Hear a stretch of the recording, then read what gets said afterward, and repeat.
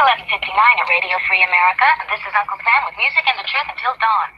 Right now, I got a few words for some of our brothers and sisters in the occupied zone. The chair is against the wall. The chair is against the wall. John has a long mustache. John has a long mustache. It's 12 o'clock, Americans, another day closer to victory. Right now, I got you out there on or behind the lines. This is your song. And welcome everybody to our daily gun show. We come to you live every day at 7 p.m. Eastern, that's 4 Pacific, for about an hour or 90 minutes each day. We talk about 3 gun-related topics, different topics throughout the week. We run it live on YouTube, and we simulcast it over at gunchannels.com, where we're watching the live text chat from everybody who's watching the show live. We also take the audio from it and post it as a podcast on iTunes. And because of that, we ask people who might be listening to the show now or in the future to give us some feedback on whatever platform it is you listen to, so we know where you are, and it helps, and so that you can help get the show recommended to more listeners, because that is always a goal. There's 5 hosts. 2 of us are here right now. It looks like Bob's having trouble getting online wherever he's at, and then we got DanO jumping in from Illinois. Thanks for joining. Yep, glad to be here. Down here in Arizona, we don't know where Smeggy is, and Z usually jumps in about an hour or so when he's done with one of his 9 to 5s. So let's see, today is episode 293. We'll be talking about CCW today, wearing a camera for CCW, the book Animal Farm, and then the tactical quizzes today. So of course, all of our daily stuff, which includes the pop quiz that could happen at any moment. But before we dig into the show, we usually take a break right at the beginning like this to see if anything happened overnight, anything worth talking about.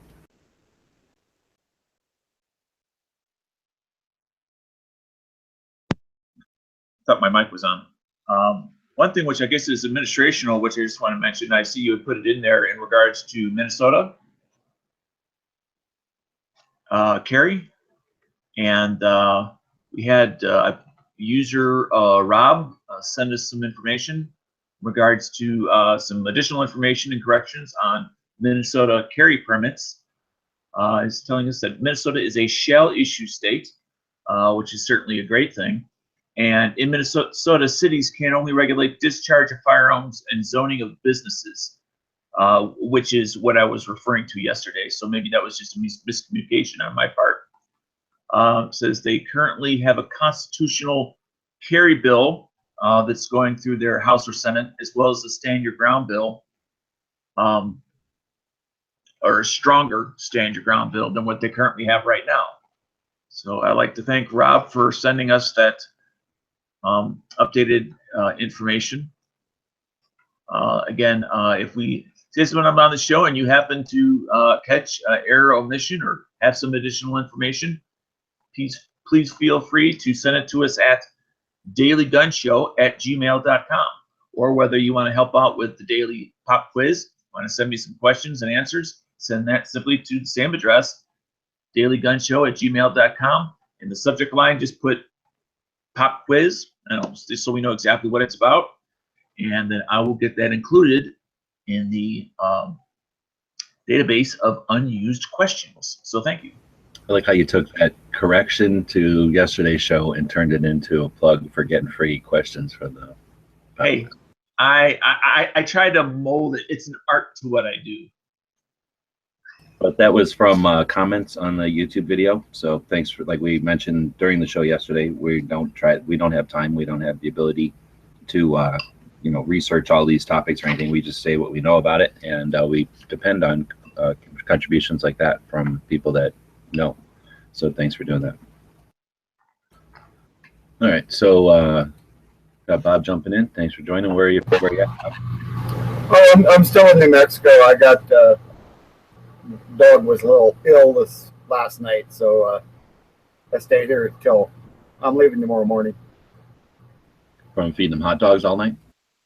No, I don't know what it was. It was he woke me up at 3 in the morning to show me that he'd had accidents all over the trailer. Oh, that's always pleasant. That's a wonderful way to wake up in the middle of the night. Yeah, well, the funny part was, he couldn't wake me up before. He had to wake me up afterwards to say, "Oh, I had an accident." Oh well. I don't I want think to be it's a camper anymore. Let me out. This is foul in here. Let me out.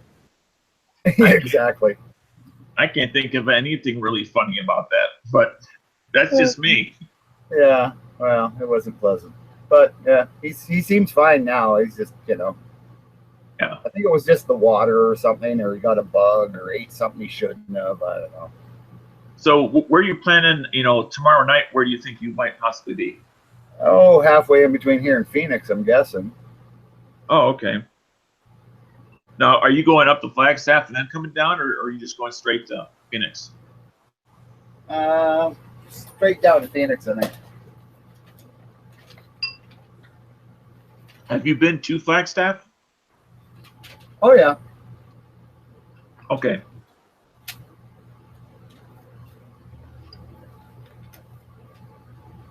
All right, well, so I guess we'll dig into the show then. So Yep. Our first subject today is CCW topic for the week. Who thinks you should wear a camera like the police ear cameras daily if you carry?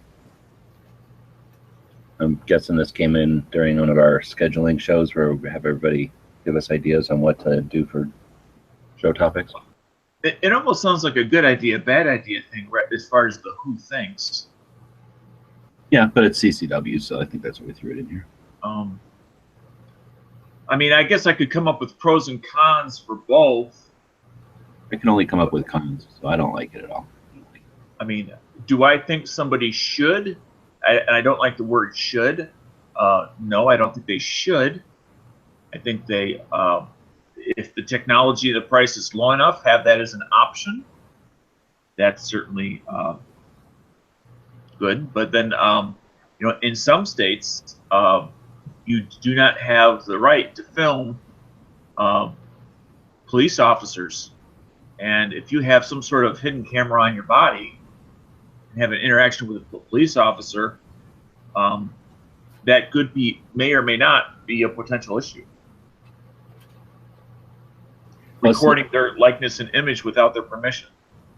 That's not just for police officers, but everybody. Think about how many concealed carry there are. If everybody seriously had a camera on, then that would be a heck of a lot of people that are constantly recording everything that's going on. I don't know why they would do it, but that's a lot of information out there that.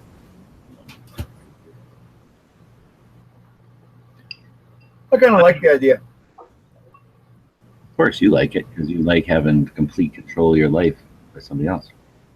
Heck no, I just, it'd be handy. Like we all think it's, or a lot of people think it's a good idea to have a camera on your car. So if you don't run a red light and the police stop you and say you ran a red light, you can say, no, I didn't, officer, look here. Or somebody cuts you off or something, or runs into you and it's their fault, obviously.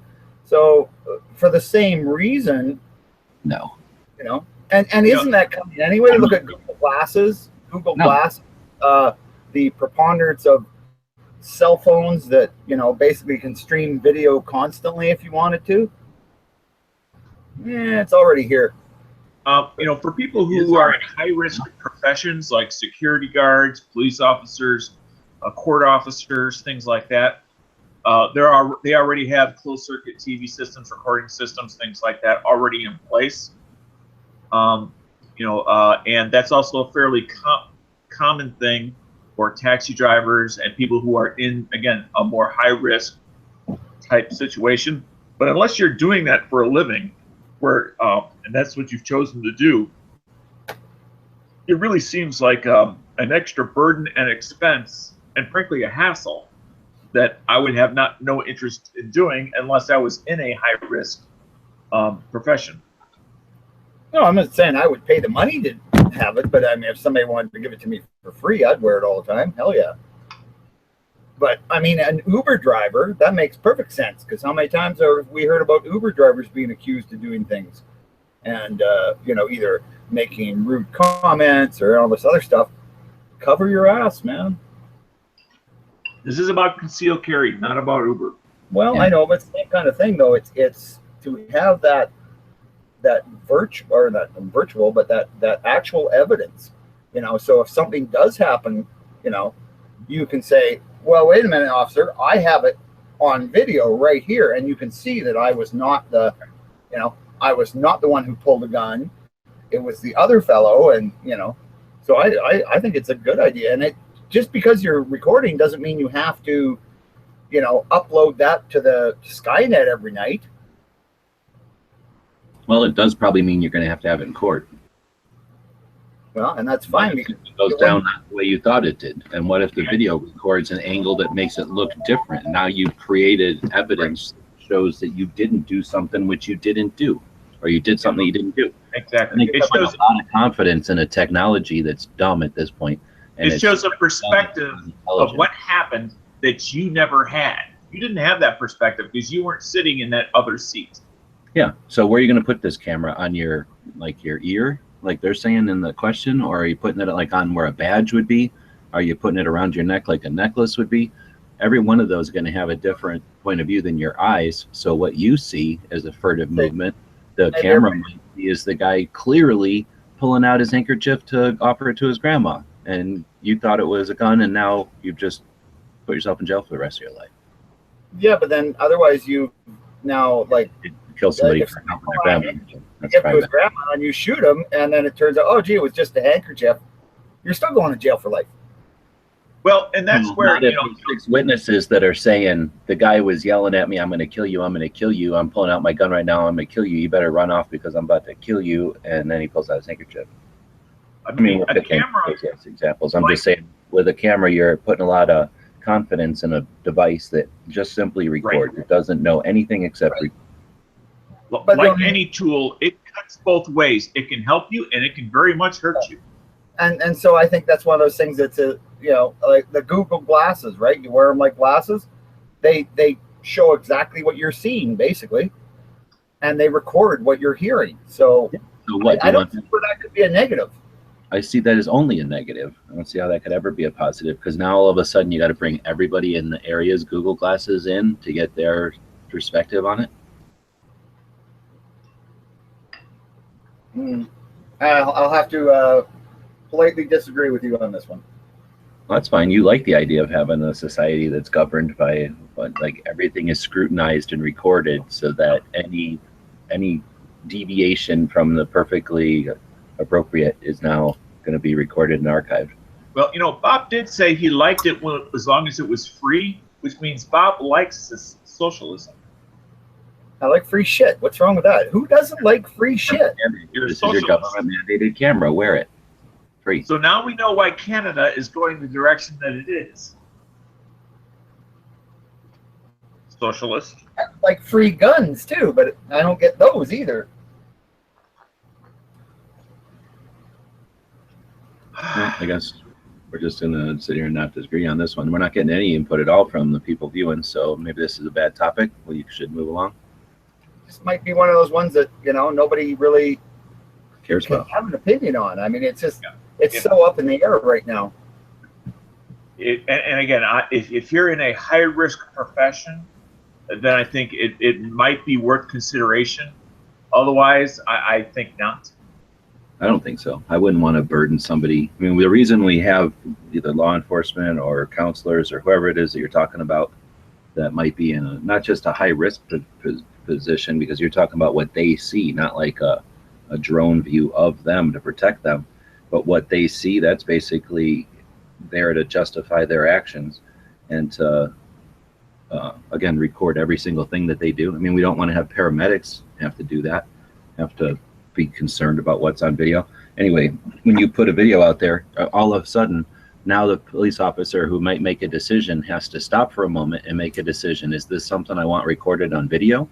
Is this appropriate for me? I mean, I want that person who we felt was worthy of the job or the task to just do their job. I don't want them to be thinking about, is this the action I should take that'll be recorded for all time? And you might not think that there's influence in that, but I think there's definitely influence on that. And it's too easy for someone who has to wear a camera every day to know how to turn it off or put their arm in the way, do any number of things that can, when it's their job to carry the camera around, or when they're tasked with carrying the camera around, they're going to learn all the ins and outs of that camera. You, as the individual who comes walking up, are at their mercy. So now it's a weapon. It's not a tool or a protection. I think I understand your position, and I think in the next few years, maybe 5 years, we'll have a better understanding when we see how these little button cameras have either changed or not changed police officers' interactions with the general public. But I don't know how we measure that change. If their change is to just sit when they know they can't get in trouble for sitting there, but if they act, now they're going to be scrutinized on the decisions that they make, so it's easier to just not make them, show up after the fact. That, how do you measure that? A combination of that, as well as like some sort of a sampling of the officers themselves, like, would you have considered doing something else if you didn't have that button camera? Interviews, sort of a thing. I mean, it'll be a combination of things, not just the tapes themselves, but also interviews of police officers in large enough numbers from both rural and urban departments. And anonymous, and someone who actually has an open mind about it, because most of the time you're going to see those kind of studies done. It's going to be either by the camera companies or the people trying to facilitate cameras being implemented in their departments because they can make some money on it. So I don't think you're going to get very many people, except for maybe the ACLU, and I don't know what their position is either. But somebody who's like a watchdog group or something. Yeah, and like, even because and I agree with you there too, because even the ACLU has an axe to grind, especially with the police in regards to suppression of civil rights. So they're going to have their own horse in the game, so to speak. The police union would have their own, horse in the race. So I'm not sure who would be the best group to do that. But you're right. If we could find some sort of, nothing's going to be perfect, but the most objective source we could find, and have them do that sort of data collection. But I think that having cameras is another slippery slope towards, well, if the technology exists, we might as well use it. And then once you might as well use it, you have to use it. So once we've got cameras and that becomes a thing, and the first couple, I don't know, instances come up where, oh, the camera quit it, is all about the angle. We have the O.J. Simpson trial of the cameras or whatever, the pivotal trial of the cameras. And then from then on, it's like, well, the decision was made. We need to have drones flying, helium balloon drones flying all over town so that, anytime anything happens, there's a drone video of it, and we don't have to ever worry about somebody's word anymore. Now we just have the video drones. And as we improve technology, of course, they're going to continue to do that stuff. So next we got Big Brother, literally, 1984. George Orwell. The cameras on the police officers are already here. So whether we like it or not, and it's probably not going to go away as one of the reactions to Ferguson. So we will see some information. Some of it will be tainted, some of it won't, as a result of this in the coming years. Those body cams have been around for a lot longer than since Ferguson, DanO. I mean, they've been. But that's when it became, many departments, it became mandatory after that. Yeah, we only have 2 departments in Canada that have it. One is I think Metropolitan Toronto, and they have a fairly large force. And the other one is actually in my hometown, where they only have 1 officer. And well, it's not in my hometown. I'm referring to the United States because I have no input or understanding of Canada, so I can only speak to the United States. Saying, but it's been around, like they've had them there for probably 10 years. It came from England, the original technology. So, it's because, England, there's cameras freaking everywhere.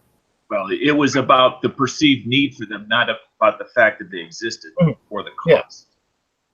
Yeah. Well, yeah, but I mean, it almost sounded like you're saying that the only reason they came about was because of Ferguson, and that's, No, the only reason not that they came about, the only reason that they're being required by numerous departments is an indirect result of Ferguson. Okay, gotcha. A byproduct. So anyway, I'm not sure if G-Webs is AFK for the moment or not.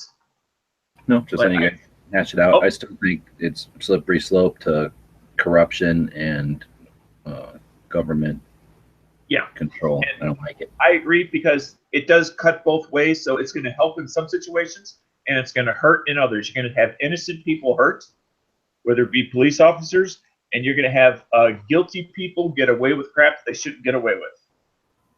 And then it's going to go both ways. since we're talking about the subject, CCW cameras, another option is putting a camera on the gun so over you seeing cameras attached to guns. I think that's the worst possible situation because that only comes out once the situation is escalated to lethal force. So it's going to not capture anything ahead of that. And I think that's can't be beneficial to anybody or the truth. I mean, just having that come out and be everybody's worst time, and then only the angle from the gun. Again, the camera angles mean everything. And what a camera can see line of sight, enhanced or not. And we're still talking cameras that are, if you're lucky, 1080, but probably 760 or something if they can do loops and they can be on all the time.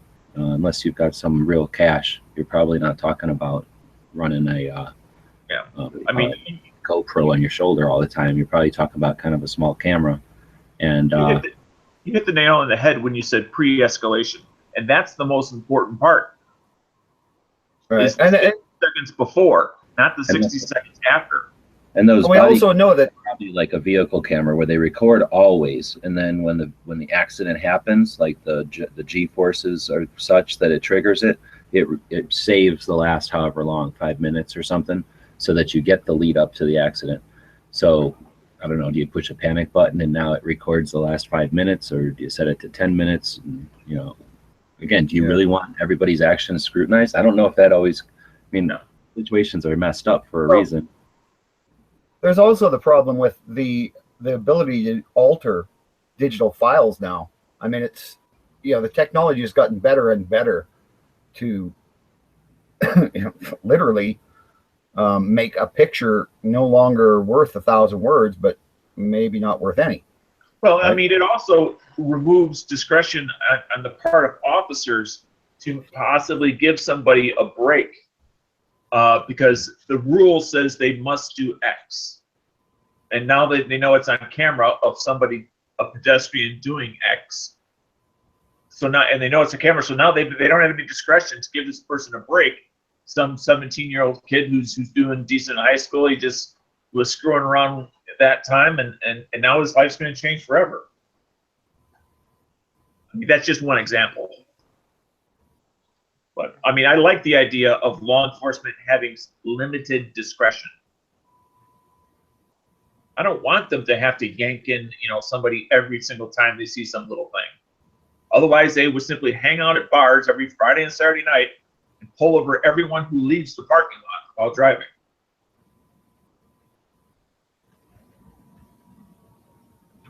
Because it would certainly be reasonable that people who are driving, pulling out of the parking lot of a bar have been drinking.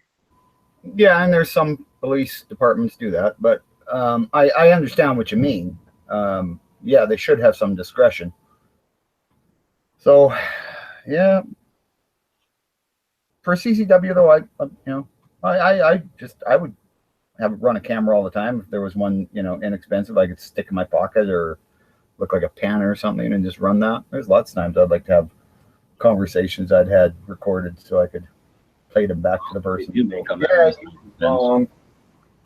them the size of pens. They're just like a fat pen, not even quite as big as a Sharpie, but bigger than just a big pen. And I think mine might even be 1080. And it's not great frame rate, but it definitely gets, you could use it as a dashboard camera or something. It's pretty decent footage, and that was, I probably bought that in like 2013. So they're definitely small versions you can buy, and they're not and they're not that expensive. I've seen them for like $100 or like good ones. So, but yeah, I still wouldn't pay $100 for one.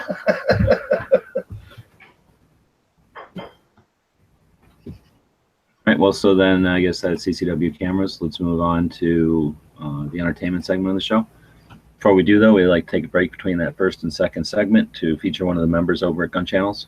Gun Channels is a place we built a while back. It's a community. It's focused on firearms, and there's dozens of people on it right now. So, you know, saying he's having trouble, you know, it's just like any website, except that we built it. So, you know, it's not perfect. I don't have a team of people like Facebook might have running all around. So if you're having trouble accessing it, you know, do the typical things you would do. If it's only happening to that website, then I don't know, I guess it's not for you. But anyway, it's a lot of people do use it, and it's just a community. It's a bunch of different options over there that you can interact with or create content in and interact with others on.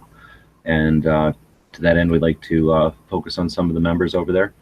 This week we do have a theme. Should be pretty obvious by now. Today we're featuring Marvin, or what's his name? No Problem, I think is his username over on Gun Channels. He's from Jamaica, right? I'm sure you guys have both chatted with him before. And another, I guess we don't technically own Jamaica, so he's an international. And again, he brings a whole nother, I didn't even know there were people shooting in Jamaica, you know, obviously other than criminals or something, which is what I guess only our movies ever deal with. But yeah, he just tells us all about the competitive shooting stuff there, and like who owns guns and where he gets to shoot his specific ones and reloading and stuff. And yeah, it brings questions to the table and some insight. Freaking excellent. So again, when we built the place, we had no idea, but definitely happy to have him on board and contributing to it. And the two types of competition that he enjoys the most is long distance accuracy with rifles, and then I'm trying to remember what it's called. It's the 22, like a Mark III Ruger, where you turn sideways, one-handed. Bullseye shooting, right? Or do they bullseye shooting? Yes, that's what it's called. And doing that's sort of shooting. Now he has other guns as well, but those are the two types of competitive shooting that Marvin enjoys the most. And I found it really interesting. I mean, maybe I'm just interested in how other countries do things in general, but as far as, you know, firearms in Jamaica and how is he able to do this, and how the system works down there, and what he's able to do, what he's not able to do, and that sort of thing. He's very fascinating, very open-minded person, very intelligent, and a great member of Gun Channels. Yeah, and also a hoot to talk to. He's a really interesting guy. All right, well, we had another interesting thing come in from the YouTube side, and I want to bring that up, kind of go back to the last subject for a second. But Meataxe was saying, what about getting data hacked by WikiLeaks or somebody? So, and then he continues on, the media could spin the data any way they want. You might not get a fair trial or something. So, again, that's something else. If we've got these cameras on, and most of them don't just record everything. Nobody has the room or the inclination to record every single thing they're doing. Plus, it would be a massive amount of stuff to sort through as far as data, obviously. But people usually run them on like a 10-minute or 15-minute loop. And then, like say, there's either a panic button or some sort of a physical thing that'll make it like kind of stop and take the last 15 minutes and then keep recording, so that it creates a recording based on almost pre-time. Since it's constantly recording a loop, you know, it records 45 minutes and starts over. You've always got 15 minutes, theoretically. You've always got whatever amount of minutes before that moment that it can remember, and then start recording, and then it creates that file. So seriously, if we had that, and we were playing with that a little bit, driving up to, must have been SHOT Show last time we played with one, little, what do they call, vehicle camera, or dash cam. And we were trying to get some B footage, or whatever you call it, when you're just driving down the road and the scenery's going by, you know, because the scenery's kind of different by the time you leave Tucson and get all the way up to Vegas. So just playing around with that thing, you know, we recorded a bunch of our conversations in the vehicle, and don't really know when it was recording and when it wasn't. And I don't know, some of these things I'm sure go up to the cloud, so that would be part of a useful piece of tech, is that it would record that loop and then constantly buffer it up to the cloud. So even if it was destroyed, you know, the bad guy couldn't just step on the camera and be innocent. So if it's recording stuff up to the cloud, just intermittently out of your day, does anybody want just conversations out of their day recorded up to the internet for potential snooping, data mining? Well, again, and that's where I'll use the example of the cab driver.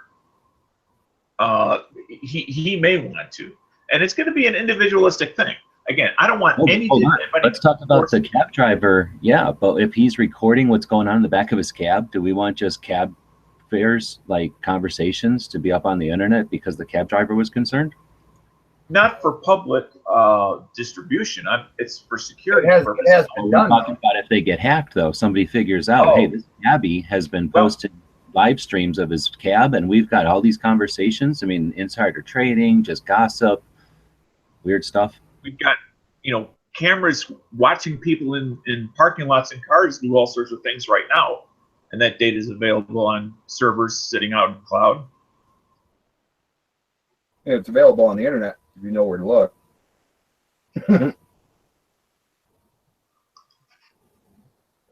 But I do understand your concern, and the technology is great, and sometimes it moves faster than our ability to think how best to, and I hate to say the word control it, but how best to move forward with it. Well, I want to keep moving forward too. I just want to do it rationally and not just because Yes. we can, especially if we're being led by, these cameras aren't being made out of thin air. No wizards pooping them out. So some company built them for a reason. But changes are happening so quickly. They're almost handling them faster than our ability to change and flex properly with them. Well, look at all the Hollywood stars that got caught out in that it wasn't the cloud, it was the was it cloud? I don't know, it was iTunes or whatever the iPhone version of it was. Their phones were secure for the personal pictures for boyfriends or whatever, and whether it was on their phone or on the cloud. Yeah. And it turned out they weren't, and a bunch of them were like all pissed off, and it's like, well, don't send pictures like that, you dumbasses. But they just believed in the. I came on board with computers back in the 1980s, and there was a phrase back then that I'm sure is probably may or may not still be used today, is don't put anything in a message that you wouldn't put on a postcard. And I believe that's just as true today as it was back then in regards to, if you're out in public, don't do anything out in public that you wouldn't want your grandmother to see. Yeah, perhaps more so in the sense that on a postcard, it's going to be, the postmaster, some people in the post office, and, and they're the only ones who are going to see it. So that's like, a finite number of people. Whereas if it's on the internet, it can be seen by everybody. Yeah, if future employers, because people Google people's names all the time now as a part of pre-employment checks. Mm-hmm. So I'll never get a job again. Well, I don't know how much farther we can necessarily take this one. I think we'll definitely come back to this as well as other technologies in the future for sure. But I want to go ahead and take this opportunity for those of you that are watching Daily Gun Show on YouTube to please take a moment and subscribe to this channel. It helps us a lot in trying to move this show forward. So if you could do that and take this moment to subscribe to Daily Gun Show on YouTube. So thank you. And on that note, where do we want to move next year? I guess this entertainment segment. So I don't know where we came up with the idea of doing Animal Farm, the book. Yeah, I mean, I read it, but I read it literally like 1978. Oh, really? I mean, you haven't gone to look at it like anything, like the movie or the cartoon or anything? No. So the pigs are communists, right? Well, the whole farm is communist. The pigs are the right. They're the bosses. Yeah. Yeah, it's an interesting. I mean, if you want, I can read just a brief part of the summary, plot summary. Sure, go ahead, Dan. Our audience is probably pretty old, so I don't know how many people need to be told. But let us know if you guys know what it is. Then we're just give us a little summary, DanO, and that while we're waiting for feedback. So Bob doesn't know, so tell Bob. Okay. Old Boar on the farm summons the animals on the farm together for a meeting during which he refers to humans as enemies and teaches the animals a revolutionary song called Beast of England. When Major dies, two young pigs, Snowball and Napoleon, assume command and consider it a duty to prepare for the rebellion. The animals revolt and drive the drunken and irresponsible Mr. Jones from the farm, renaming it Animal Farm. They adopt the 7 commandments of animalism, the most important of which is all animals are equal. I can kind of keep on going from that point forward, but it kind of shows you the direction of that it's heading. Kind of sounds like a social justice warrior pigs. Yeah. And so in 45, when he saw Orwell was writing it about what the commies starting up when he started seeing that happen. So shows that they create an artificial enemy, then they unify everybody behind the fight against that enemy or that cause, that enemy, and then once everybody starts working for it, they just exploit it and exploit everybody and become the exploiters. The dominant leaders. I think some of what we're seeing coming out, and it's been coming out of our universities for a couple of decades, at least.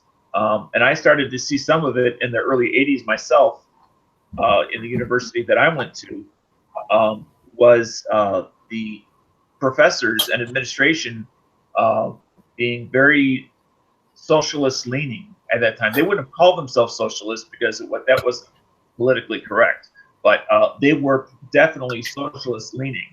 And the behaviors I see coming both in the universities and people who are recently out of university, graduated or not, are very clearly socialist.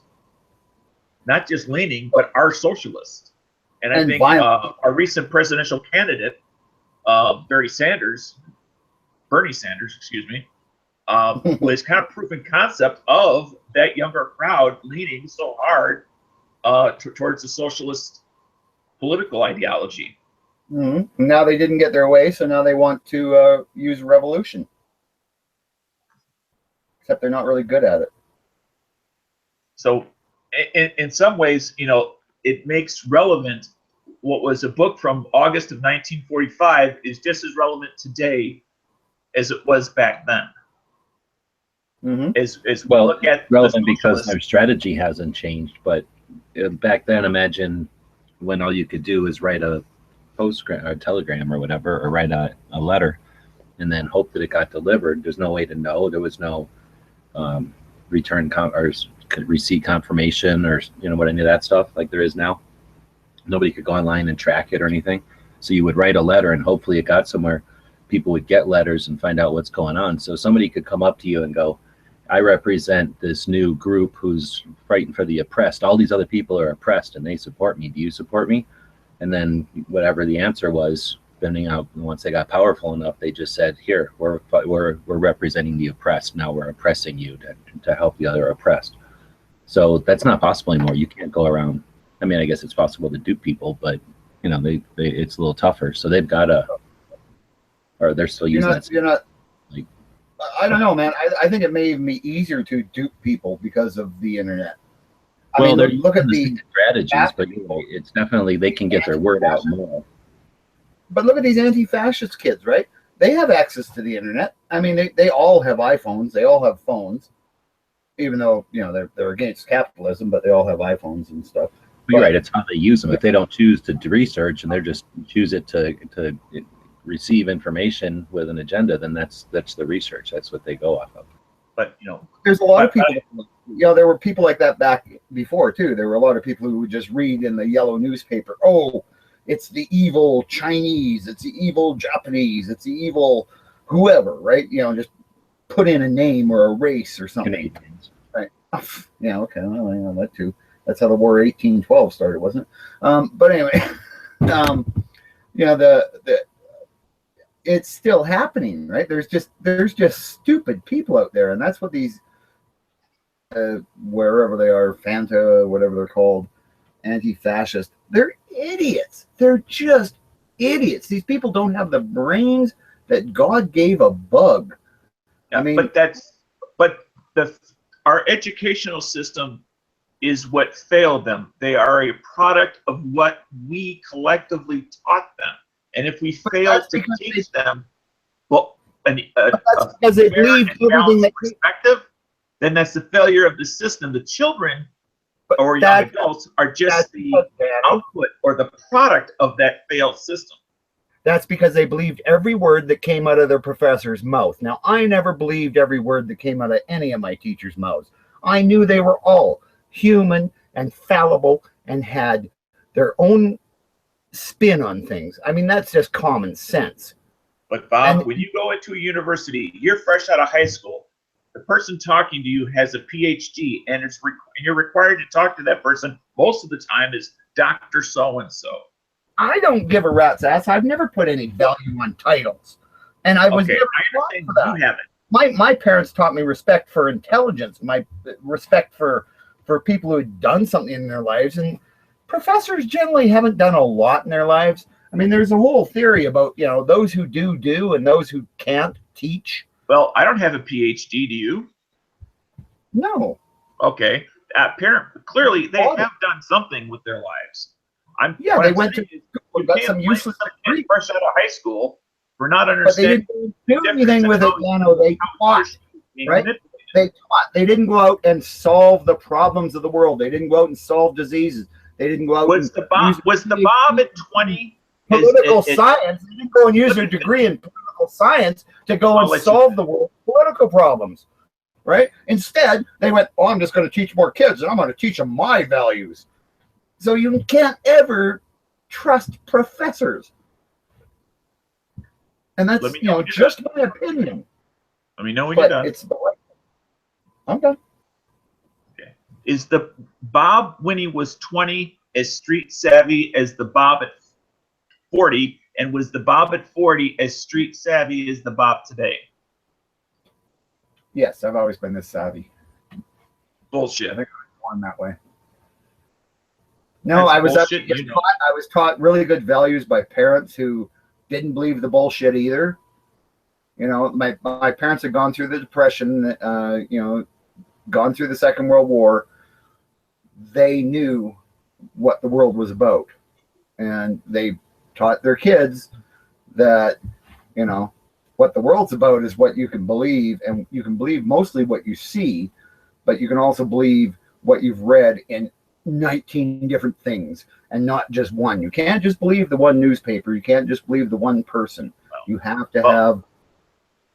And clearly, so Bob and I have two very different perspectives. I believe that we have greater experiences and knowledge as we gain age. Therefore, we have a greater perception and experiences and knowledge. Bob believes at 20, you're the same as when you're 60.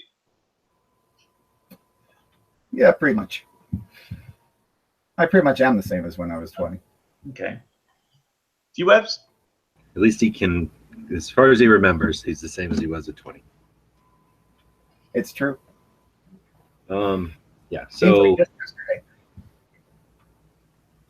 But what this had to do with was the kids coming out of our educational system today, and why are they socialists? Why are they coming out as pre-stamped cookie-cutter socialists?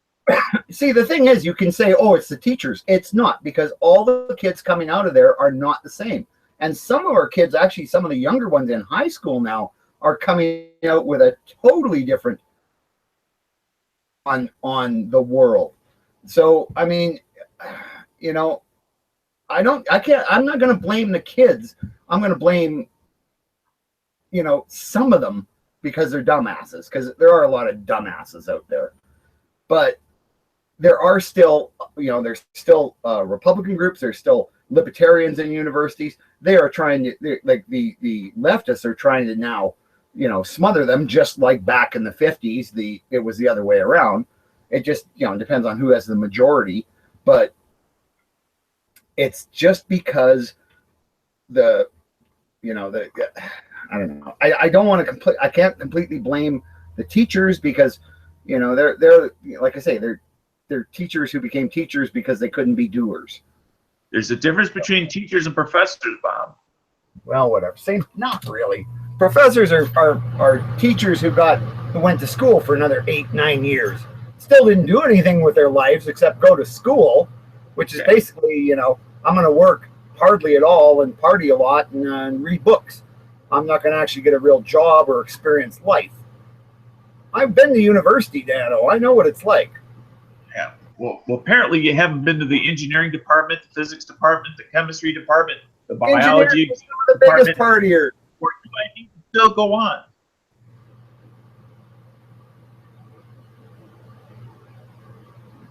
But the engineers are the most pragmatic.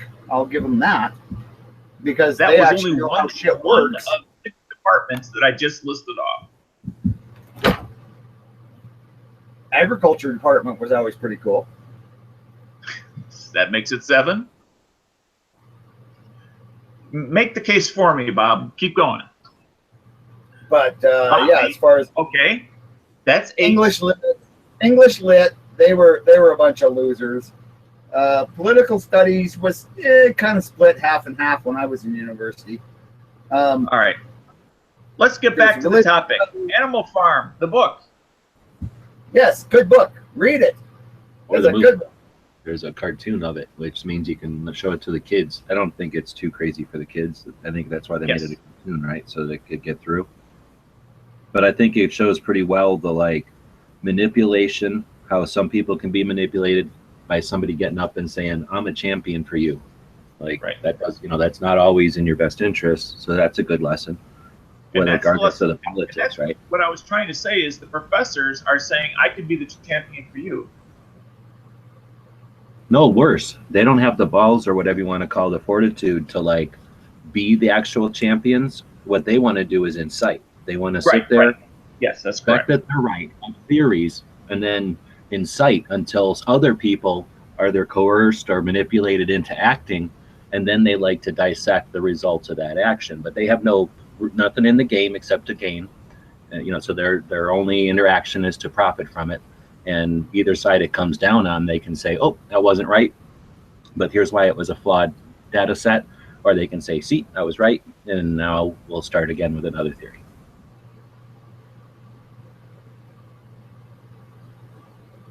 But I don't know where you got into like professors being the bad guy. They're dicks or whatever, but they're not the ones doing it. It's the people that get up and... They are the source of philosophical learning. Yeah, there's been all kinds of examples of professors like calling their more right-wing students fascists and murderers and things like that because they believe in market economy and things like that. It's just horrendous what some of these professors are getting away with.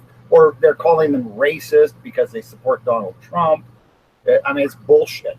No professor should be allowed to do that. And I'm not referring to. Come on. No, I'm serious. It's all out there, man. There's confident, able-bodied individuals should be worried about what a professor says. That we shouldn't have no First Amendment just because you're uncomfortable having to. No, I'm not saying that. I'm saying that these are person in a position of power who are calling down on someone because they disagree with their point of view and are calling them. And yet these are the same professors who will say, "Oh, you have to call them by this proper pronoun, or otherwise, you're somehow injuring them." Right? So they've got this double standard that they preach. These left-wing fascist professors is what they are. It was my introduction to the use of titles and how titles relate to ego. But that's another subject. So yes, you mentioned that there's a cartoon. Yeah, I haven't been nursing it, but I've been allowing it to go on because I see Z's over there farting around in the lobby. So I'm guessing he's got put away. And how about we press the pause button and we'll come right back to it.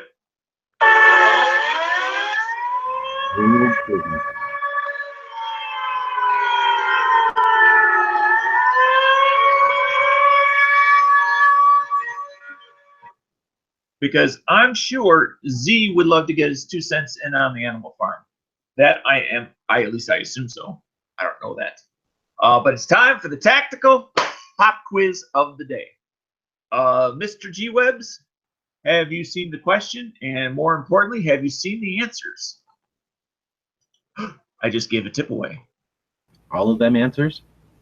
All 3. It's a 3-part answer today, and you must have all 3 on the same line. Wow, that's a lot of answers. All right. That's a lot of answers. All right, and today we have to thank Angry American for submitting today's question. So thank you, Angry.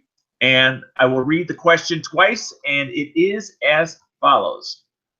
Name the 3 Glock models, all chambered in 380 ACP. Name the 3 Glock models chambered in 380 ACP for auto Colt pistol.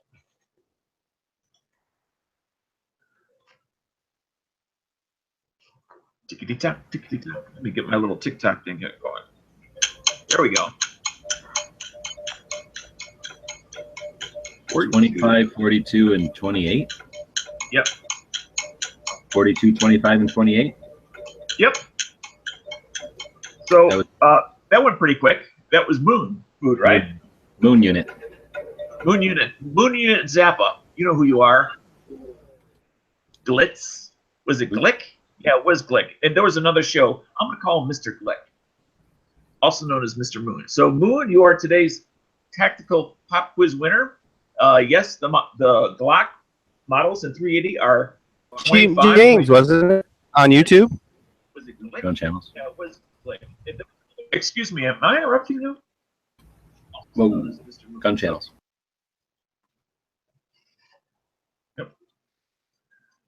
So congratulations, Moon. You are today's tactical pop quiz winner. I know you know, but for the rest of you all out there, head on over to dailygunshow.com/pop quiz. Fill out the form, put your first and second choice, and congratulations, Moon. See, Jimmy James, that right there is an example of why some are just more equal than others, my brother. I'm fighting for you out here. What, we've seen that come in with Jimmy, but it was well after I had them both on the screen. People could see the wicked delay over on YouTube. Okay. Wicked delay. If you're going to play on YouTube, the price is delayed. Can't help that. You gotta, basically, YouTube is living in the past. If you can deal with that, then watch on YouTube.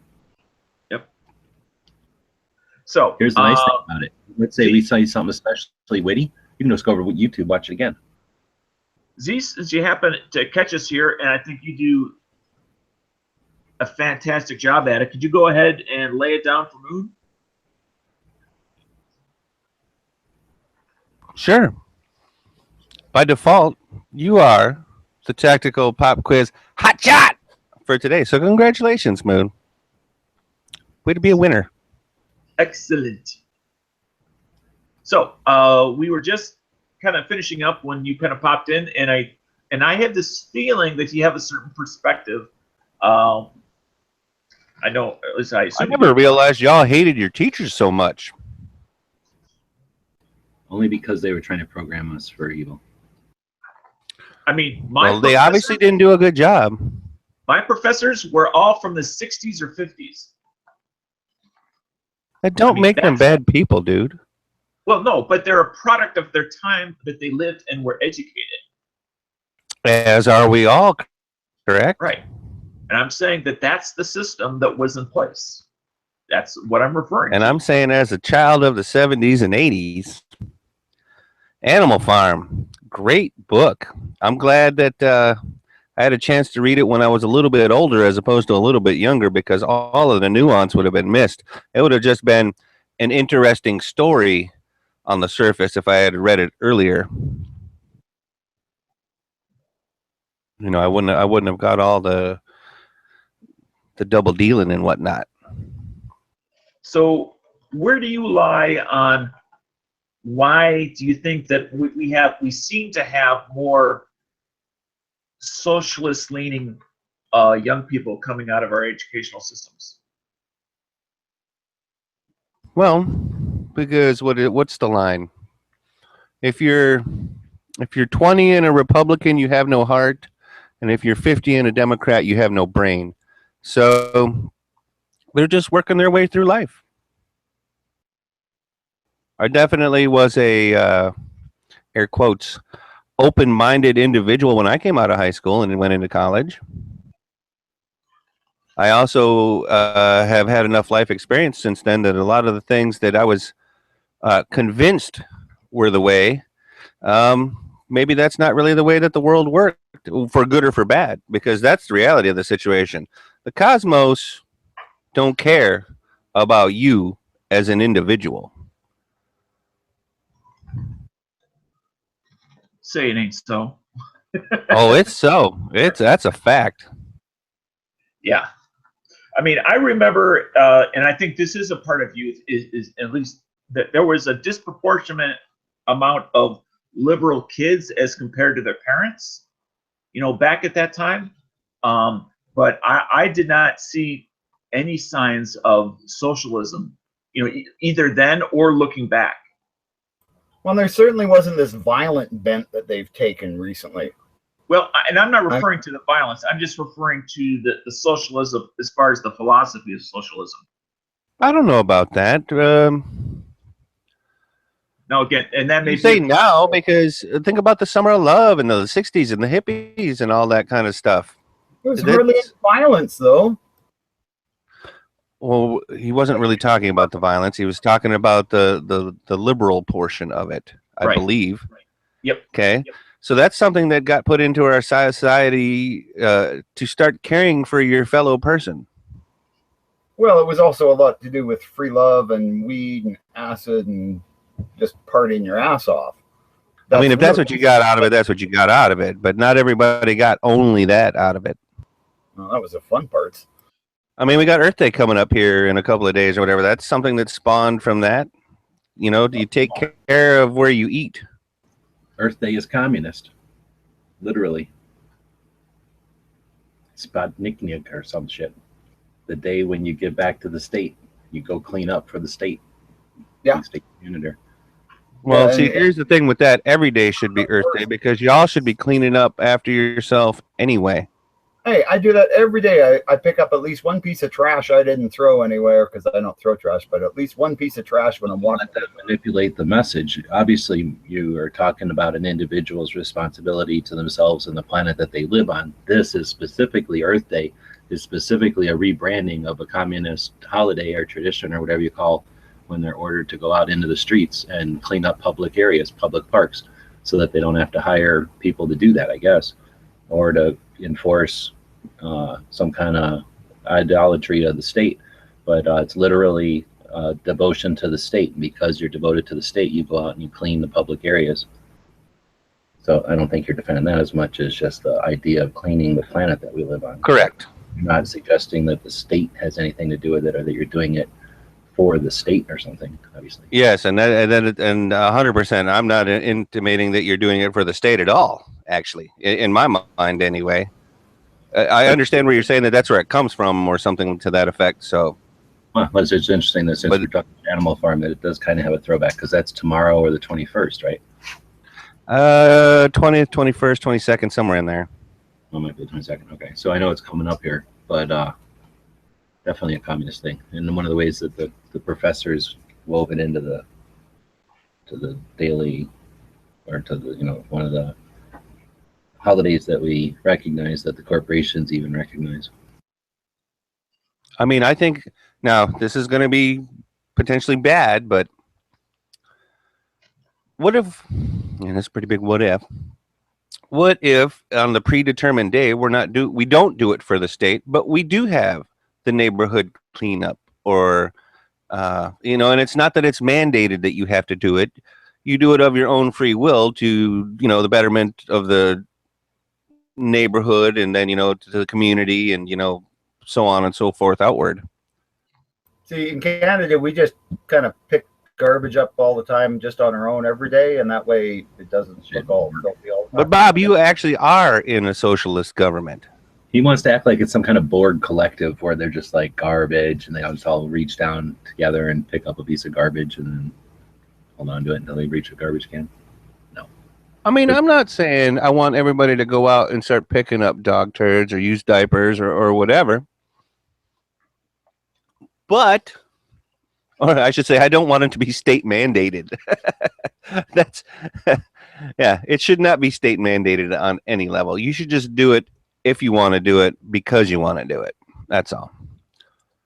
Which was something that I think in Animal Farm they addressed, but they burned that idea. Well, and it's also one of those things you just do to be neighborly, right? I mean, it's the same as yelling at somebody who throws trash out of their car. I mean, I think that's the same kind of thing. It's like, people shouldn't do that.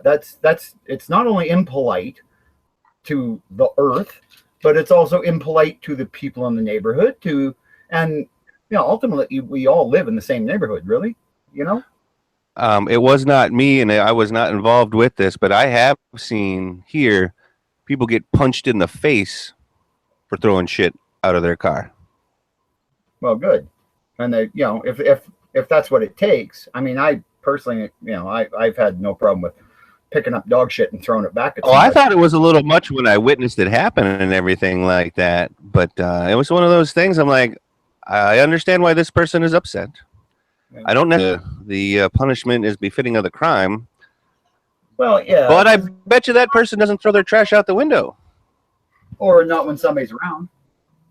Oh, yeah, then there's always that. And that's the truth of it, too, is that some people just don't learn. They don't want to learn. They don't care to learn. What do we got here? Is that a gun shop? Is that the gun shop of the day? Yeah, why don't we get off Animal Farm already? Communists taking a bunch of our schedule. Moving on. Gun shop of the day. So in capitalism, we like to feature one of the small businesses out there each day. This is another, I believe this one's from Scars also. This is another gun shop that he visited called, I'll have to go back to the beginning, named Jerry. Scars or was this Squib Load? Was it Squib? Somebody with I think an it was accent. Squib.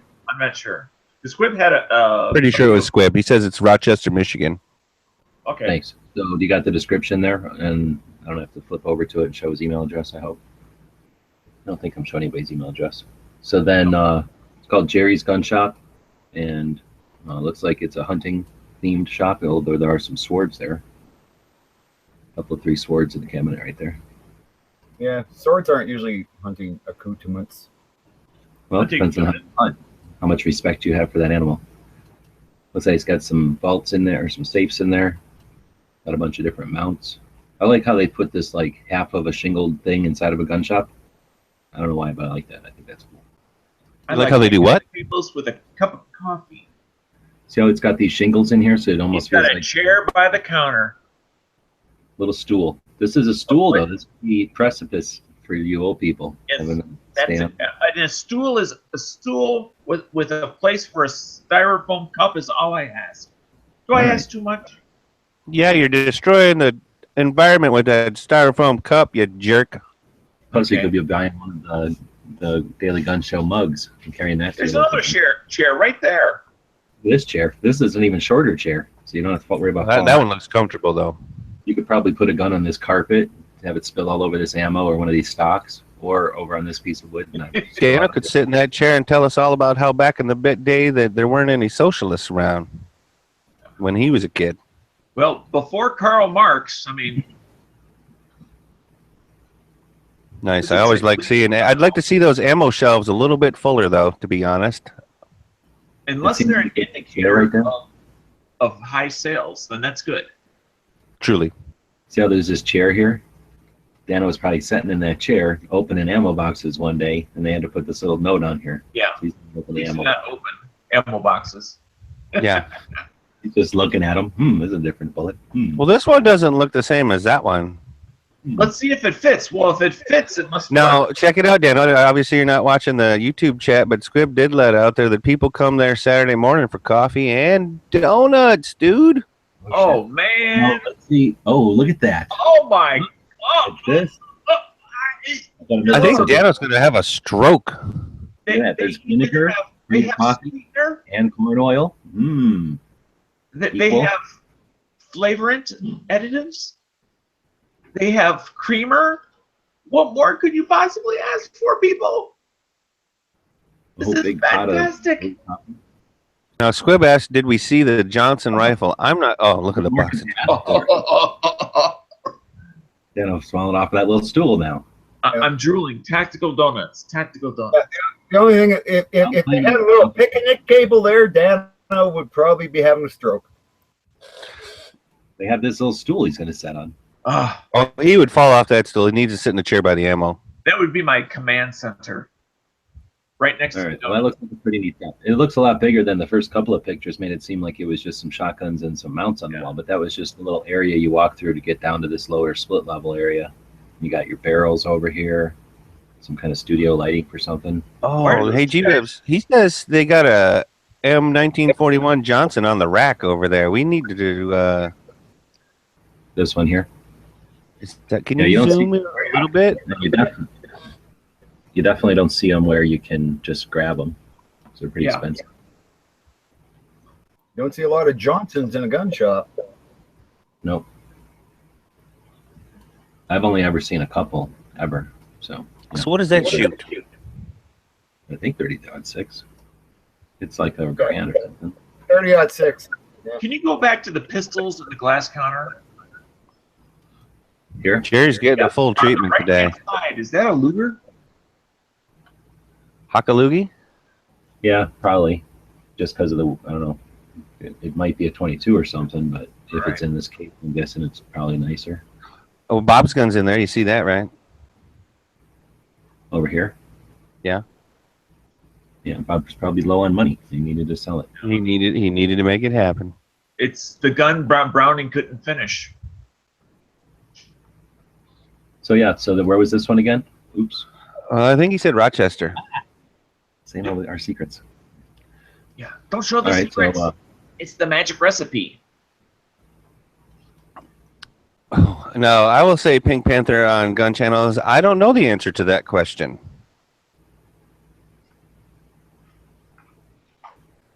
And I'm going to leave it at that. the 5th one he had at the shop, and the first one without a crack stock. That's pretty crazy.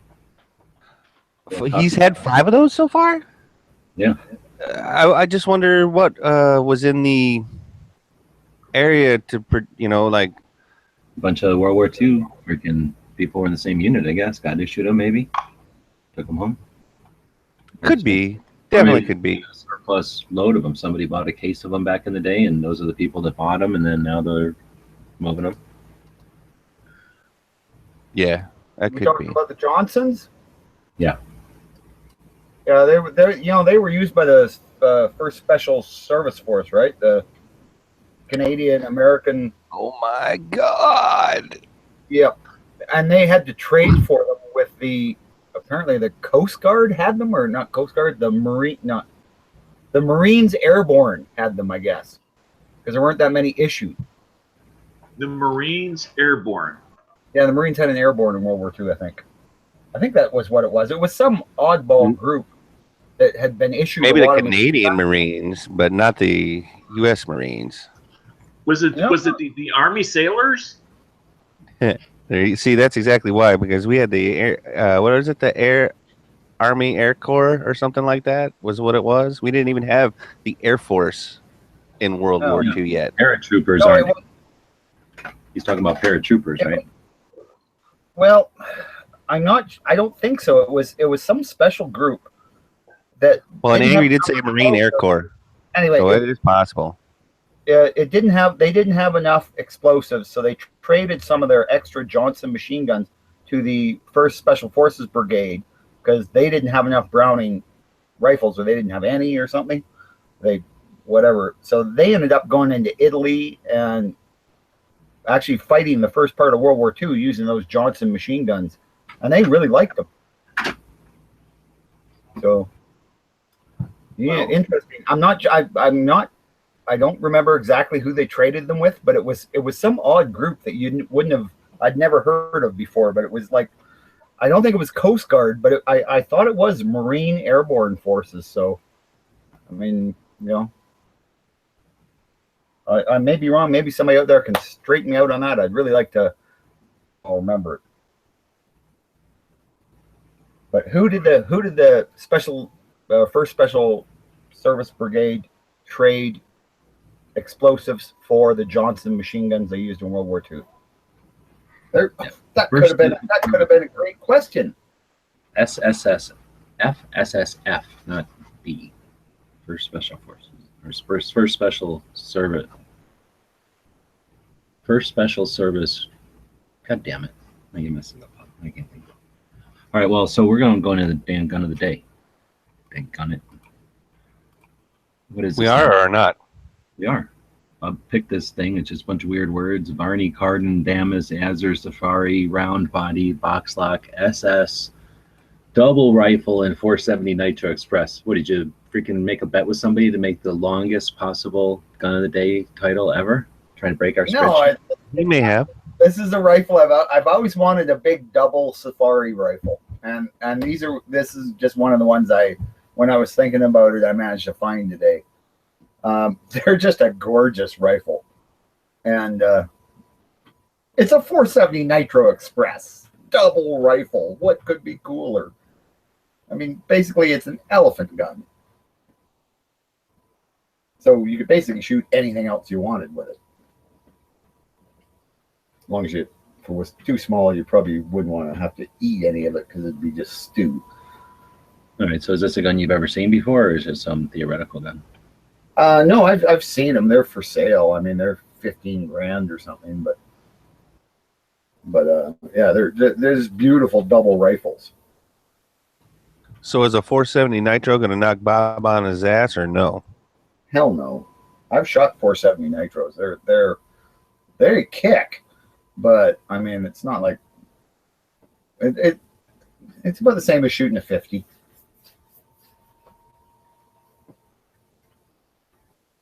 You shoot a 50 like not a Barrett semi-auto, but just a bolt action. It's about the same. Big cartridges. I mean, the thing is, it's a different kind of punch than maybe I mean, people think 30-06s kick. I don't think they kick, but the bigger rifle cartridges with a smaller bore, they tend to have a really sharp kick. These big bore things, I mean, it's a big boom, but it's a longer recoil, maybe. I don't know, longer ignition process, but it's just a different kind of recoil. But it's also 50 BMG, I'm guessing, 700 nitro, 577, and then 470. So dang it, it ain't Kind of long and skinny, huh? So, I mean, not skinny, but well, that's a 50 BMG. So if that guy that looks like a 308 next to it is a 50 BMG, that's a 50 or a 700 nitro. This is the 460, 470. What's this thing all the way on the right? That's not a 5.56, so I don't know what this is. But anyway, it looks long for sure, but I don't think skinny comes to mind. That thing is almost as big around as a 50.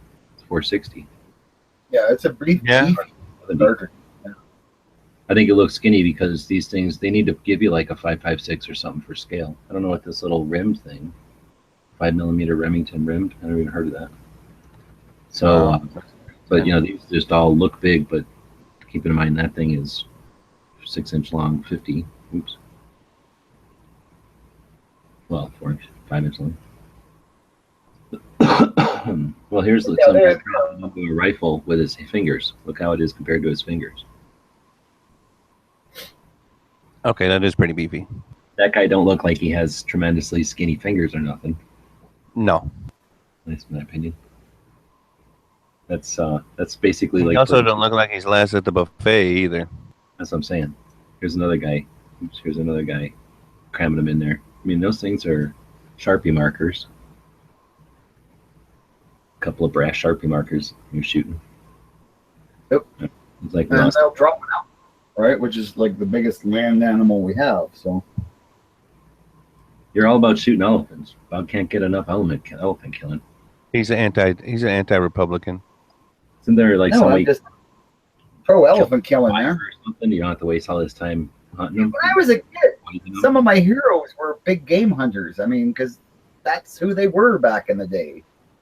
Guys who went out there and killed lions and tigers and elephants. Is it bad that I would actually be rooting for the elephant in that case? Well, you could root for him all you wanted, but he was going to lose. He comes out of the woods and shoots an elephant at a salt lick or whatever. Back in the day, they used to go hunt them, and it was usually rogue elephants. So you would go hunt them, but they would just go down to like Minnesota or like Idaho into the zoos. It was horrible for the children that were just there to enjoy the zoo that day. The fucking Canadian comes out of the bushes. Never forget Harambe. And start skinning it right there, so there's no evidence. Yep, pack it out. Only take about 50. Just leave the gut pile, fellas. We're out of here. They'll feed the hyenas with them. Yeah. All right. Really got pile up the hyena. I think we can pass on the Canadian hunting ethics and go straight to the movie of the day. Sounds great. So every day we try to mention a gun-related movie, something that's worth watching again if you haven't seen it in a while, or if you're a youngin', something you ain't seen yet. And Today it's 310 to Yuma, and we're probably going to talk about the good one, but we'll also acknowledge that there's a new one. Oh, the new one wasn't bad. Wasn't the new one not about like Yuma or a clock even? Or am I mistaken? I don't remember because I did not watch the new one all the way. It I had think the the clock old in one it. is like all about trying to get this guy to a place so that he can get on the train and not be killed. And then the bad guys are trying to kill him before he can get to the train. And the new one is like, oh, why don't we just get on the train? Okay. Oh, really? Yeah, because the majority of the other movie was getting him to the train, surviving, and all that. I can't even hardly remember who was in the first one though. Big stars though. Yeah, the new one was a lot about getting them to the train in one piece, and then the big gunfight in the town, and they were watching the clock because the train, and then I think the train was late, and there was a big shootout. But eventually, the bad guy, kind of shot the other bad guys, and turned himself in because he felt bad about being a bad guy, which was kind of messed up. Right on. Thanks, Raphael. Yeah, Glenn Ford was one of the main guys in that one, in the original. Van Heflin and Felicia Farr, Henry Jones. Yeah.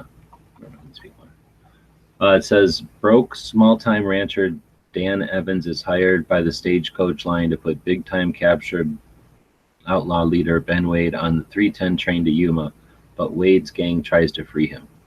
That's what it is.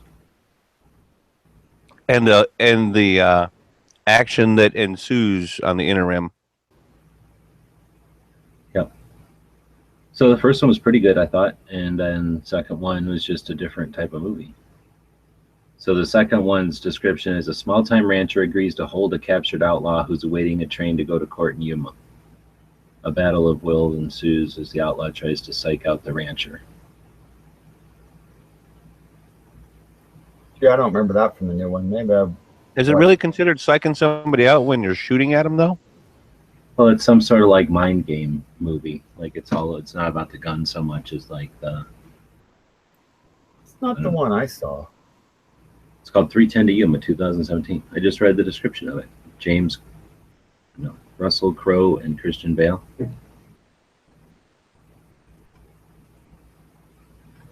It didn't seem like that at all to me. I don't know. I thought it was closer to the original. Maybe you Maybe watched I it. just- So are you saying, Bob, that you didn't get all the cerebralness from the movie that it displayed? Is what you're saying, Bob? No, of course not. That would be. I think that's what you're saying, Bob. No. I think I might just be too long since I've watched the original. I think that might be what it is.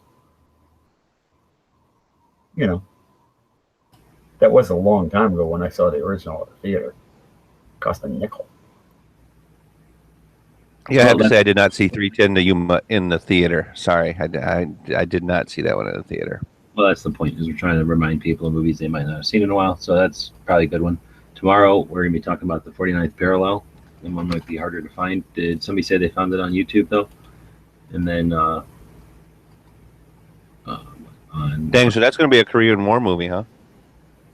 Probably. And then the Force 10 from Navarone is Friday. But yeah, 49th Parallel is where it says a World War II U-boat crew are stranded in northern Canada.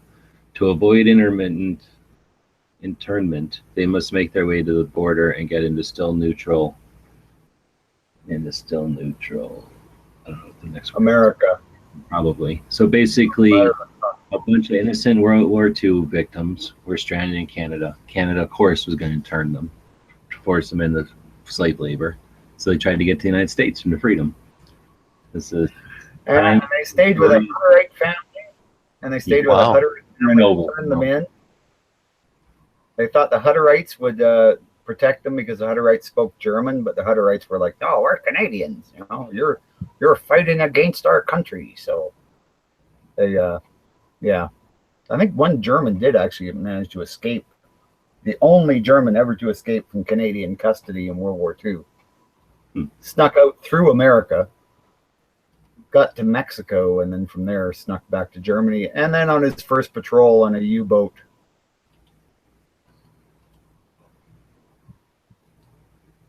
Wow. little bit of Canadian history for you. We interred lots of Germans, although we treated them quite well.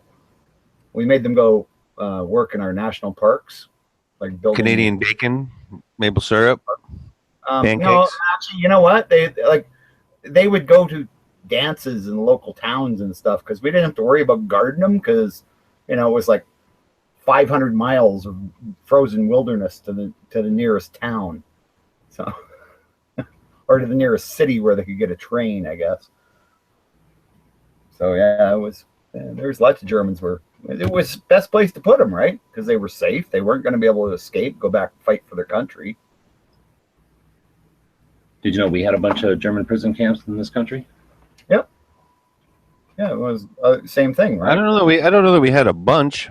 Yeah, we had a shit ton. Well, I mean, like a dozen, maybe 6. Definitely know all about the Japanese internment camps, though. Oh no, these weren't internment camps. I guess these were for actual Nazis. These weren't like Germans we thought were Nazis, so we put them in a camp like we did with the Japanese. This was once they were captured Germans, we brought them over here because, like Bob said, they can't really be Nazis effectively if they're over here. Yeah, there's not much chance they're going to be able to swim across the Atlantic Ocean to get back to Germany. Yeah, I didn't know about it. I had a client that was in that. So it got me into that a little bit.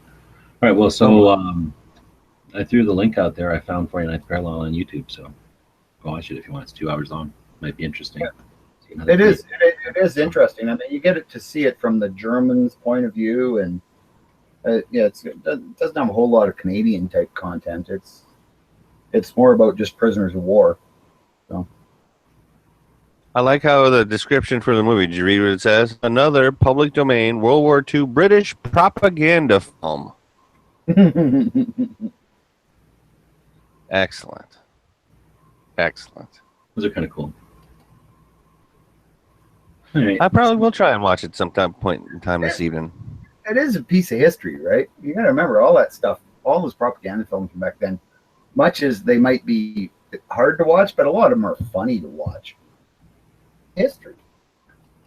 Like I've watched the Durham. Actually, you know how you're talking about that? We had where I'm from, way up north. We did have a prison work camp.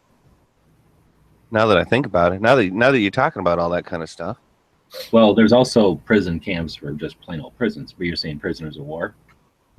No, like a prison camp, like a prison farm kind of prison camp. Yeah, not a regular prison at all. And it was from way back in the day. Mm-hmm.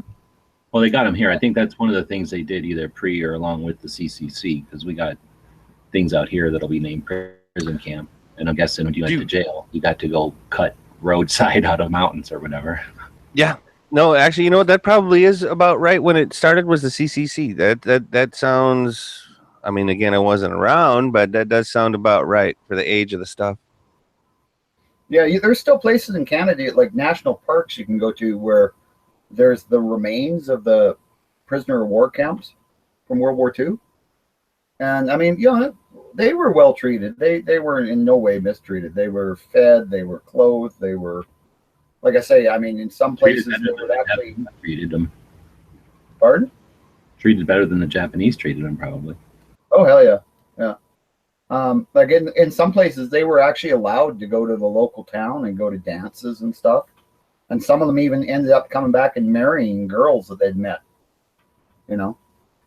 or even just came back to Canada. Collaboration? Well, no, because and that's why Bob's last name is really Shysaw. No, that's Milnar. No, it's there's all kinds of stories, like, because most German soldiers weren't Nazis, right? I mean, 10% or something, I think. Were really hardcore Nazis. Fuck them. Your first rule of a soldier is not to obey illegal orders. Anyhow, so let's keep moving. So moving on. There's some gun history today. Anybody know what the gun history is today? For our country? Important 419. What happened today? April 19th, 1775, if that helps put it in perspective. Oh shit! Is it like Yorktown or something? First shots of let's see, Lexington and Concord, they called it. So it's basically a bunch of towns right outside of Boston there. where we Yeah. fuck it to the British and the 13 colonies of this Said, country. suck my, you know what? Throw some Yes. lead today in 1775 before there was anything except for a bunch of people that were freaking getting pissed. Wasn't also today the ATF set the Brent Davidian compound on fire? That was the 20th, I think. I think you're correct on that. Hitler's birthday and Earth Day and all that shit all piles in. Yeah, like, and it is some crazy stuff like that, right? Hitler's birthday, Earth Day, the Branch Davidian thing, like all sorts of crazy stuff. I think the bomber And guy, there's another one too. There's another one that's tied in there somehow. the bomber guy that was mailing bombs. I think he did something on that day or something. So it's a weird day. All kinds of horrific, weird energy shit. Yes, it's a vortex day, Phew. but it happens right next to a very important day. This one. Yeah, freedom. Freedom. Very first freedom led the way for the rest of the world's freedom. Anyway, so I guess that's just going to wrap up. Oh no, we have to do the tactical quiz. Snap. What? You thought we were even going to do it because I totally forgot about it also. So let's do this. Dun.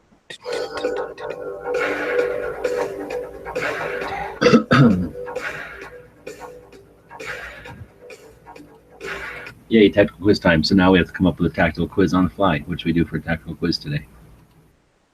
What should we do for a tactical quiz today? We should do. Where did the First Special Air Service get the Johnson machine guns from? That they. Well, wait, we don't know the answer, so that wouldn't work. Please, yeah, put it in the form of a question. Let's not damage this. Crazy This is the actual tactical quiz. So there's a bunch of people that left who aren't even going to be eligible. So Yeah. desserts. I kind of want a tough one today, G. You got to deal with it. What? Why they I left? want a tough one today. I'm not Yeah. saying they're not always tough. I'm saying I want a potential. They ain't got the answer. Are you on the thing, Bob? On the spreadsheet? I am. Can I help in any way? Do you want to do the song lyrics one? I don't know if Bob can do it. Sure. Where's that at? Oh, there we go. So now it's right there. Can you get to that, Bob? Bob. I don't even know if he's there anymore. He left. He's looking for a question about the SSF. Right. He lost his mind. Yes, I'll do that one. Yeah, okay. Oh, yeah. Okay, so did you find one over there? Yeah, I got that. This is a good one too. Well, click on it so I know which one you're clicked on. Okay. I'm clicked on this one. You see it? Yeah, okay. So All right. we're going to do, I don't know, a series of these. And then we'll just keep track of who wins on either the YouTube side or the gun channel side. Bob will read some lyrics. He'll either come up with the name of the song or the artist. I don't know if it matters. We will accept either. Yeah. So fire away, Bob. All right. Fired our guns and the British kept it coming. Wasn't nine as many as there was a while ago. Fired once more and they began a running. On down the Mississippi to the Gulf of Mexico. He's even singing it, so you got a special treat. No, I thought good job, Bob. I have a lot less That's an grief easy to one. give. There you go. I think Sean won that one personally. What? On the gun channel side? Handily. They're not even trying on YouTube. Oh well, then Diecaster comes in just a little bit late, but that's all right. That so we'll give that one to Sean. All right, go and grab another one there, Bob. All right.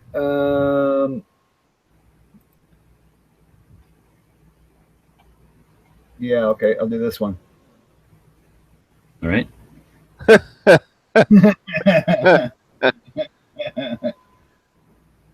She likes to shoot her gun, shooting at the target of love. She likes to load her chamber hot and tight like a black leather glove. She's a little freak, but she'll take you in. She might be sitting at the end of a firing pin. Yeah, that's why I had to laugh because I had to laugh because I knew he was about to say that, folks. By the way, Dang. that's almost correct. What? Oh no, it isn't. Almost. Oh, I'm gonna give it to Angry. Okay. Because technically it was Gun Love, not Love Gun, but it was by ZZ Top. So we're giving that one to Angry. So we got Sean and Angry so far. All right, Bob. All right. Number 3. Let's do this one. Let me see. Oh boy. Okay. Take the world in a love embrace. Fire all your guns at once and explode into space. And what this thankfully didn't keep going with that. I like Meat Axes 32. WTF? Yes, this is the tactical pop. That is incorrect, Raphael. Neutron Clay, I will agree with you. Bing, bing, bang, boom, and Matt. Oh, wait, I'm sorry. Psycho Camp said it first before Matt. Yep. So I got Sean. So we got Sean, Psycho Camp, and Angry. Angry, okay. Steppenwolf is right. Born to be Wild. All right, Bob, do another one. All right. Let's do this one. Okay. Costume for that. All right. Have I got that one? All right. Oh, I got that one. I'm going to do this in beat poetry. Bang, bang. He shot me down. Bang, bang. I hit the ground. Bang, bang. That awful sound. Bang, bang. My baby shot me down. I don't know if we should expect anyone to know that one. Yeah, that's It's a tough one. Yeah, that's a tough one. it's an interesting one. Got to have an eclectic taste in music at this point. Tony said Sinatra. That's pretty close. At least that's But we got Angry. really. Yeah, Angry. Gee, that's really? Well, because that's And then that's the name of the song, though. So yeah. yeah, So we got 2 Angries there, and yeah. A Sean and a who was it? Cycle. So do we do a couple more and then just the winners? Get some more people in there. Bob, you're interested in keep doing more or no? Oh, I'm fine, yeah. All right. I'm enjoying myself. Let's pick another one then. We'll give the other guys a half a chance. We'll probably do 2 more and then the winner takes all. I mean, and if nobody catches Angry, then that's the end of it anyway. All right. This one's me tough one also. I don't think I would know this one. Ooh. Yeah. Wait, did he choose the one I think he chose? Yes.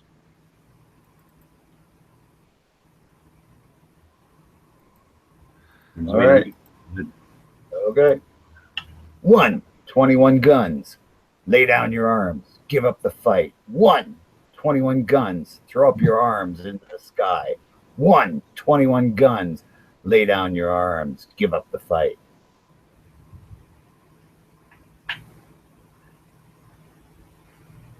Oh, they're saying that Cher song was in Kill Bill. I didn't know that. Yeah. So I don't even know that at all. So I don't know if I even heard that song ever. Oh, wow. Tony. Oh, wow. Tony? Are you kidding me? Yeah, way before. No. Well done, Tony. He must be either he likes Green Day a lot. That was 21 Guns by Green Day, or else he's heard it from his kids a lot of times. Who knows which one of that is? Oh, this is a great one. I hope somebody learned. I will feel bad. I will be amazed if Clay doesn't know this one. He should know this one. Which one? The one you got it on, the one you're going to do, right? Oh, this one? Yeah. Okay. All right. Don't say the last part. Don't say that last part because that's not the lyrics, right? No, I know. I kind of figured that out. Got a 38 special, man, and a 45 frame. You know the thing don't miss because I got dead aim. Got dead aim. Got dead aim. Got dead aim. Got dead aim. Is it a love song? It's a love song, yeah. He definitely did not say it in the right cadence. or the correct cadence for the song at least. Because I have no idea any of these songs. Well, some of them I do, but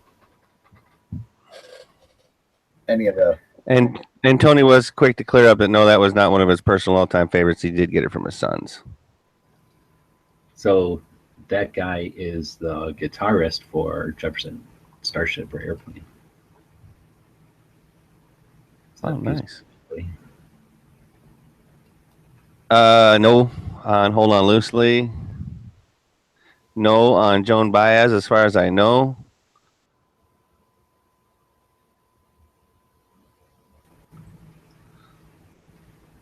Oh, Bang Bang Boom, Angry. And I think Angry sealed it with that because that means he's got 3. Because, yes, it was Hot Tuna, 99-Year Blues.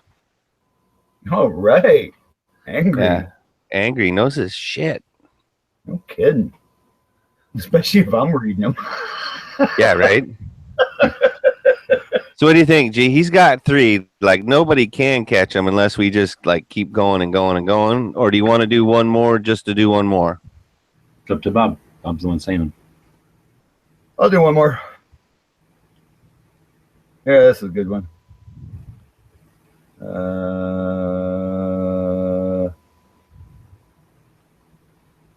Where did I see that?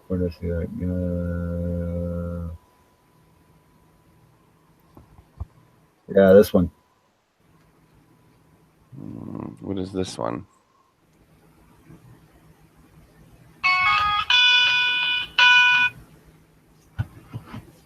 I don't know what Bob's waiting for. He can go anytime he wants. All right. Well, I'm just waiting to make sure everybody's got which one I'm at. Okay. Check it out. They load the clip at Omnicolor. Said the pack the 9. They fired at prime time. Sleeping gas. Every home was like Alcatraz. And motherfuckers lost their minds. Wow.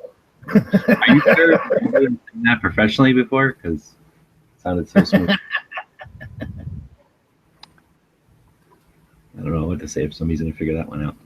Should we say it again, or is that legal? Oh, my goodness. Artisan Tony. Wow. Artisan Tony. Look at that. So now we got to wait. How many did Angry have? 3? He had 3. Do we do another one? Let him have some sort of a thing, or do we end it? Oh, then I'm good. There's more. We got more. We do have more. This one would be good. All right. All right. And yes, that was Bullet in the Head by Rage Against the Machine, and Artisan Tony did get that one. Everything around me, 2 Glock 9s. Any motherfucker whispering about mines, and I'm Crocton's finest. You rewind this, bad boys behind this. That's Crooklyn, by the way. Everything around me, 2 Glock 9s. I think that's why I could have got it in there.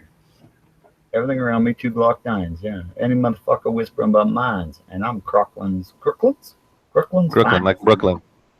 Oh, okay. Crooklyn's finest. You rewind this, bad boys behind this.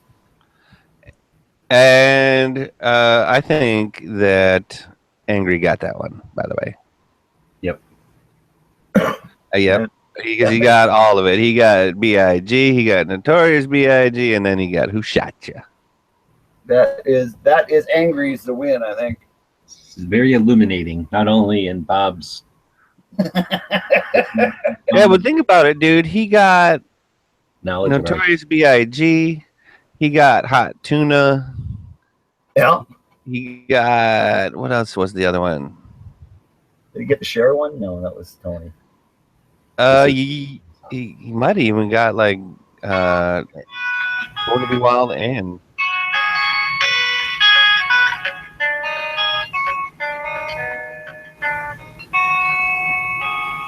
that would have been the way it would have been sung when Bob. The Hot Tuna one. Yeah. Anyway, if you haven't listened to Hot Tuna and you like guitar, then I would suggest listening to Hot Tuna. It's pretty cool. It's the Yuma. It's his name. All right. Well, so Yuma Kalkenstune or something, the guy who was the guitarist for Jefferson Starship. Oh, okay. Well, that's a good band. The only one band member that Grace didn't sleep with, and he loved her. But that's another Yeah. story. Let's say. So, Angry American, congratulations. That makes you the tactical quiz winner for the week. Yeah, that's a big one too. That was a tough one. That's a good job. Can't believe anyone got any of those. Actually, I wouldn't have. No, not from you singing them. That's for damn sure.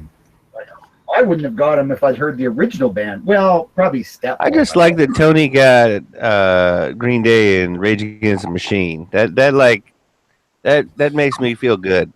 Not quickly. Yeah, he's obviously heard them more than once.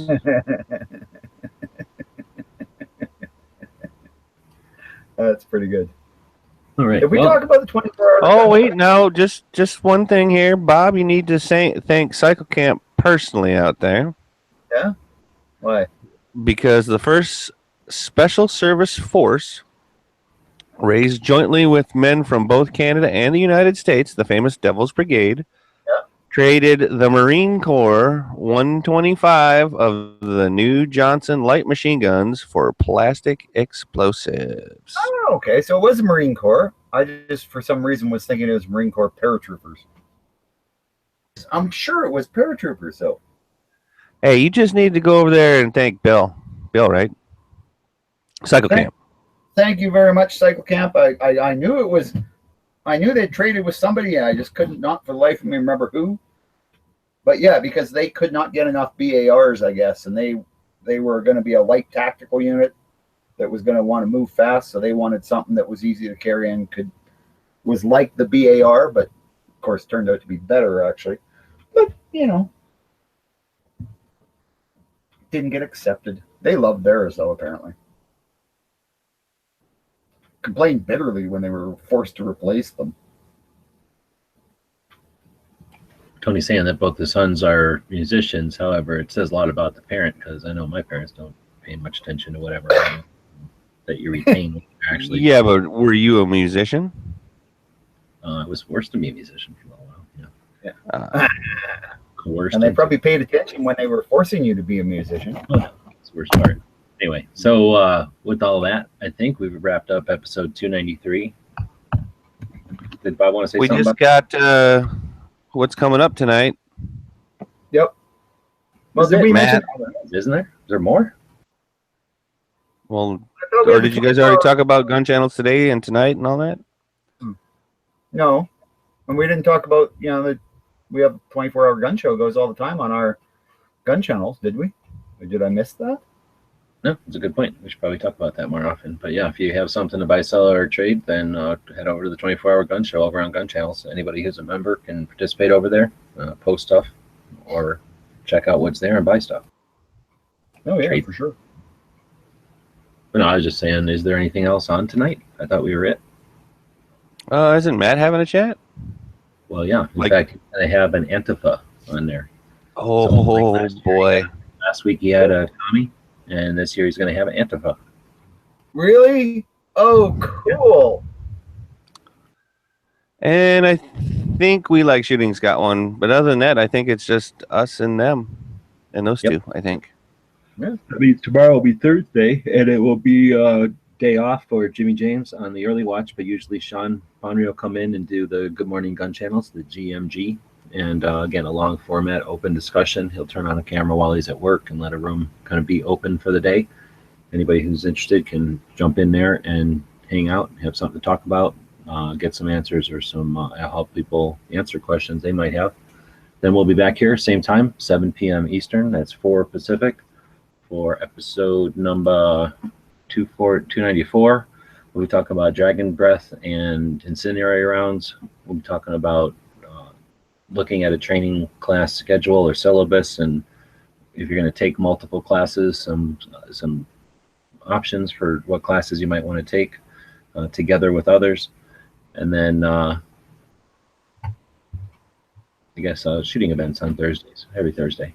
So we'll see you then. All right. Hopefully I'll be there. I'll be on the road, but we'll try to do a stop before then and set up. So I guess that's it, right? Might as well just end this with our quote then. Before I do that, I just want to thank everybody for watching and listening, and make sure you share, thumbs up, and subscribe if you haven't already. So this is a quote by Theodore Roosevelt. It's one of my favorite presidents you guys have ever had. This one's maybe a little radical, but I like it.